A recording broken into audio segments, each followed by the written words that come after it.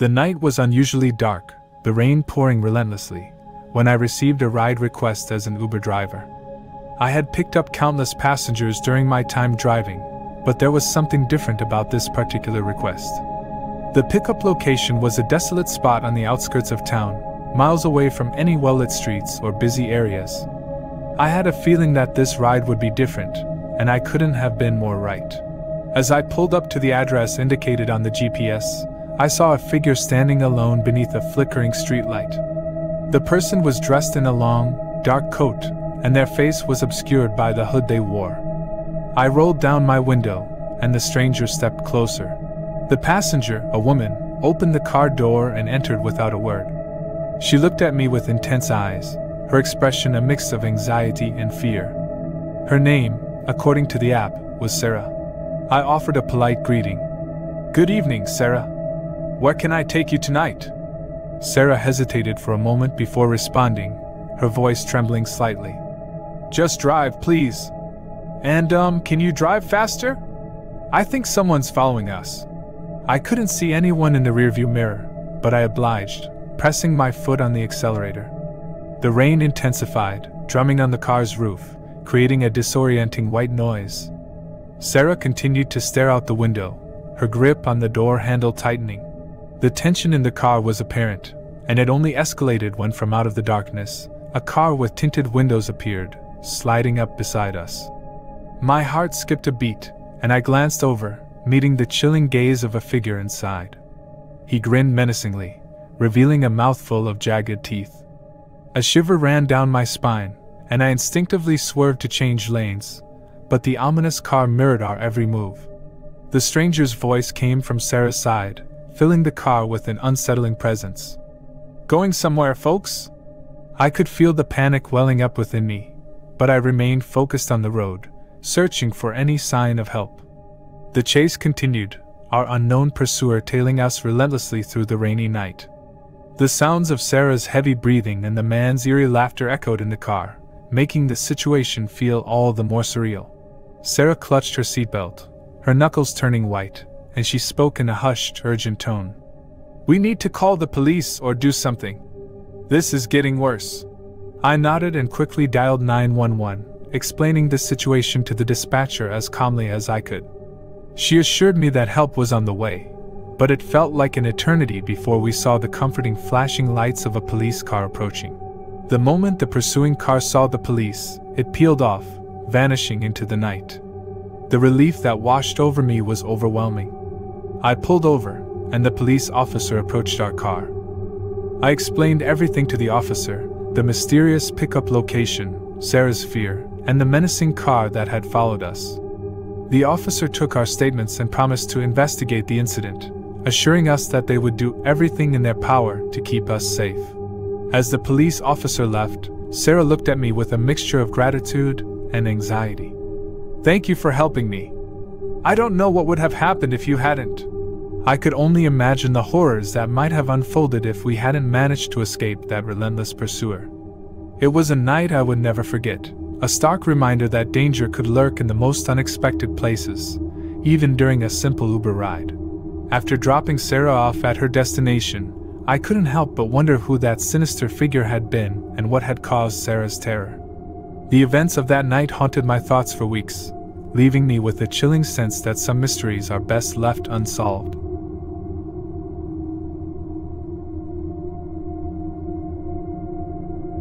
It was a cold and overcast evening, and I was driving for Uber in my hometown. My night had been relatively uneventful until I received a ride request from an address I didn't recognize. The destination was marked on my map as a secluded mansion deep within the woods. I hesitated for a moment but decided to accept the request, thinking that perhaps it was just a wealthy individual who preferred to remain off the grid. As I approached the mansion, an eerie feeling washed over me.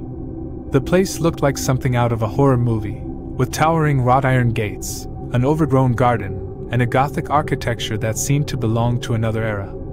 The gravel driveway crunched under my tires as I pulled up to the front entrance, where an imposing set of double doors awaited. A man emerged from the shadows, his appearance disheveled and his eyes filled with terror. He hurriedly climbed into the back seat of my car, slamming the door shut as if trying to escape some unseen menace. The man's voice was shaky as he gave his destination. "Just get me away from here, please. I need to leave this place as quickly as possible." I could hear the desperation in his voice, and the unease I felt only deepened. I began to drive away from the mansion, casting glances in my rearview mirror to catch a final glimpse of the eerie building. It was then that I noticed a strange figure standing at the top of the grand staircase, obscured by the shadows but unmistakably watching us depart. "Is everything all right, sir?" I asked, trying to keep my tone calm. The passenger, whose name was Michael, didn't answer immediately. He glanced back at the mansion with a haunted expression and then turned to me, his eyes wide with fear. "That place is haunted, you know. I barely escaped something terrible in there." I couldn't help but feel a shiver run down my spine, but I tried to remain composed. "Haunted? What do you mean?" Michael took a deep breath, seemingly wrestling with his emotions. "I was invited to a party here tonight, and things took a terrifying turn. There were strange sounds, objects moving on their own, and the sensation of being watched by something malevolent. I don't know how, but I managed to get out. As we continued down the winding, rain-soaked road, I couldn't shake the feeling of unease. The rain splattered against the windshield, creating an eerie, rhythmic backdrop to Michael's story. But the unsettling part was yet to come. Just as I thought we might be safe from whatever haunted that mansion, a low, ghostly laughter filled the car. It seemed to emanate from all around us, as if an unseen presence had decided to join us for the ride. Michael and I exchanged horrified glances, and he clutched his seatbelt as the laughter continued. "You can't escape, Michael.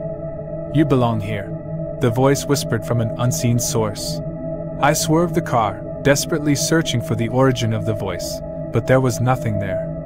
It was as if the very air itself had become a conduit for something otherworldly. I pressed down on the gas pedal, determined to put as much distance as possible between us and that mansion. But the laughter persisted, growing louder and more menacing, filling the car with a notable sense of dread. Michael, now visibly trembling, looked out of the window, as if hoping to spot the source of the haunting voice. "What is happening? Who's saying that?" I had no answers to offer, and the voice continued its relentless taunting. Just as we reached the outskirts of town, the laughter suddenly ceased, leaving us in an eerie silence. The rest of the drive was uneventful, and I dropped Michael off at his destination, a small motel where he'd seek refuge for the night. He thanked me for getting him away from the mansion and quickly disappeared inside. As I drove away, I couldn't shake the feeling that we had experienced something beyond the realm of the natural. The memory of that night haunted me, and I couldn't help but wonder about the mysteries hidden within that sinister mansion and the supernatural presence that had chased us away. It was a chilling reminder that sometimes, reality can be far stranger and more terrifying than anything we encounter in our imagination.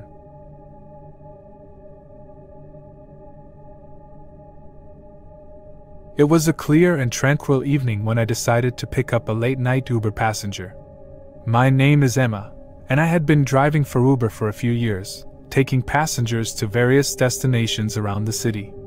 Little did I know that this ride would be unlike any other I had experienced. The ride request came in from a woman named Mary, and the pickup location was a small, dimly lit street on the outskirts of town. As I navigated my way there, I couldn't help but notice how secluded and eerie the area seemed. There were no streetlights, and the only sound was the whispering of the wind through the trees. When I arrived at the pickup location, I saw a figure standing under a flickering street lamp. Mary was dressed in a long, flowing black coat, and she had her hood pulled low over her face. As she entered the car, I noticed that she was carrying a heavy bag. "Good evening, Mary," I greeted her with a smile. "Where can I take you tonight?" Mary's voice was soft, almost hesitant, as she replied, "To a secret location. Don't ask questions, just drive." I hesitated for a moment, wondering if I should proceed with the ride. But then, curiosity got the better of me, and I decided to go along with her request. I started the car and began to drive, the engine's gentle hum and the soft patter of rain against the windshield providing the only soundtrack for our journey. As we drove through the quiet streets, I couldn't shake the feeling that something was off. Mary's mysterious demeanor, the remote pickup location, and the heavy bag she clutched in her lap all contributed to an unsettling atmosphere. I glanced at her in the rearview mirror, trying to get a better read on her. Mary's gaze remained fixed on the road ahead, and her silence was both eerie and unnerving. I couldn't help but think about what could possibly be inside that heavy bag. The tension in the car grew thicker with each passing minute. Suddenly, as we approached an abandoned warehouse in a desolate industrial area, Mary pointed to it with urgency. "Stop here," she exclaimed. I pulled the car over, and the rain continued to fall, casting a somber atmosphere over the entire scene. Mary reached for the door handle, and as she opened it, the dim light inside the car revealed a strange and unsettling sight. From inside Mary's bag, there came a strange, otherworldly sound. It was a low, guttural growl, unlike any noise I had ever heard. My heart began to race, and a cold shiver ran down my spine. "What's in that bag, Mary?" I asked, my voice trembling. Mary's eyes remained locked on the warehouse in front of us, and her voice was a whisper of foreboding. "I just needed a ride for my pet." With trembling hands, she unzipped the bag slowly, revealing a writhing, inhuman creature inside. It was unlike anything I had ever seen. Its eyes glowed with an eerie, unnatural light, and its body seemed to shift and contort in strange and unsettling ways. My breath caught in my throat, and I couldn't tear my eyes away from the terrifying sight. The creature's growls grew louder, more menacing, and it looked as though it might attempt to escape its confines. Panic surged through me, and I quickly reached for the door handle to make a hasty exit. But before I could act, Mary grabbed my arm, her grip surprisingly strong. "Don't leave," she whispered urgently. "You're my only hope." I was torn between a desire to flee this horrifying scene and a growing sense of responsibility for Mary's safety, and I decided to stay. "What is that thing?" I asked, my voice quivering. Mary's eyes were filled with fear and desperation. "It's a creature I accidentally summoned. It's not of this world, and I don't know how to send it back. I need your help." As I looked at the otherworldly creature in the bag, I realized that I had stepped into a nightmare, a situation far beyond my understanding or control. But I couldn't abandon Mary in her time of need. With a deep breath, I made a decision. "Okay, Mary. Tell me what I need to do." She proceeded to explain a complex ritual that would banish the creature back to its own realm. It involved incantations, symbols, and a set of specific actions that needed to be performed in a particular order. We spent the next hour in the warehouse, following the ritual with meticulous care. The creature inside the bag grew increasingly agitated, its growls and snarls intensifying as we progressed through the steps. Finally, as the last incantation left Mary's lips, a blinding light erupted from the creature, filling the warehouse with an ethereal glow. The creature let out one final, spine-chilling wail before vanishing in a burst of light. We both fell to the ground, exhausted and trembling, the weight of the otherworldly encounter finally lifting from our shoulders.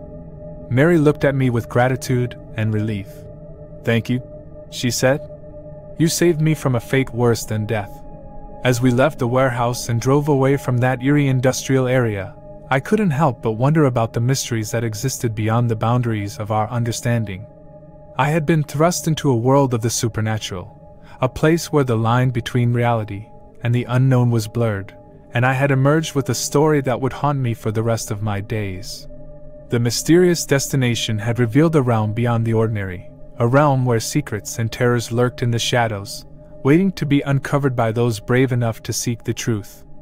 And in that one fateful night, I had become a part of that enigmatic world, forever changed by the experience.